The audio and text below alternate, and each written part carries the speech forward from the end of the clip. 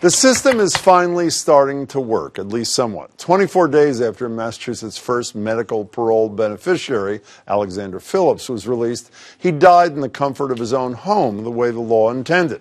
But it was a long road to get there. The 31-year-old had served 12 years of an 18 to 20-year sentence for killing a former classmate when he was diagnosed with stage 4 colon and pancreatic cancer. His first application for compassionate release was denied because a judge deemed him not so incapacitated or debilitated to eliminate his risk to the public, despite a doctor's prognosis that he had only 18 months to live. After 6 months of appeals, Phillips was released from a medium security prison in Norfolk at the beginning of November. And he's not the only one who's had to fight.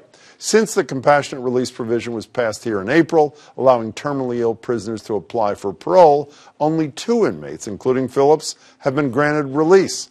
At the time, Massachusetts was one of the last 5 states in the country to pass the law, thanks in great part to the advocacy of Debbie DeMacy, wife of former House Speaker Sal DeMacy, who worked tirelessly to get her husband granted medical parole from federal prison 2 years ago.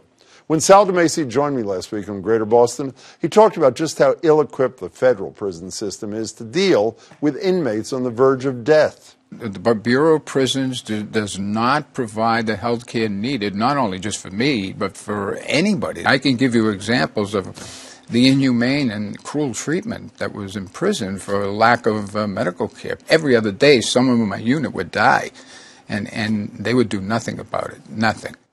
And worse yet, according to DeMacy, it's almost impossible to get a compassionate release. I was frankly disgusted by the way the Bureau of Prisons was refusing them and obfuscating the process. And, you know, the laws are in place for them to get out, but they just don't do it. They don't want to do it. They make sure they don't do it. I mean, it's a rogue agency. I can't say enough about that.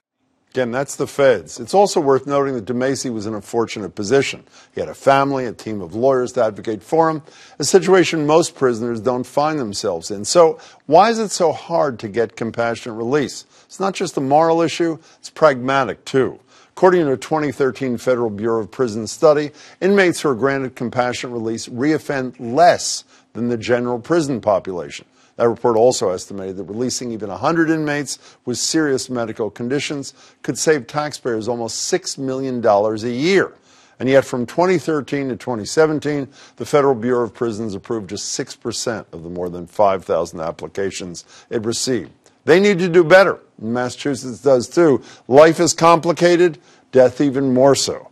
But the decision to let a prisoner die peacefully at home instead of behind bars, that shouldn't be. What do you think? Email us, tweet us, share your thoughts.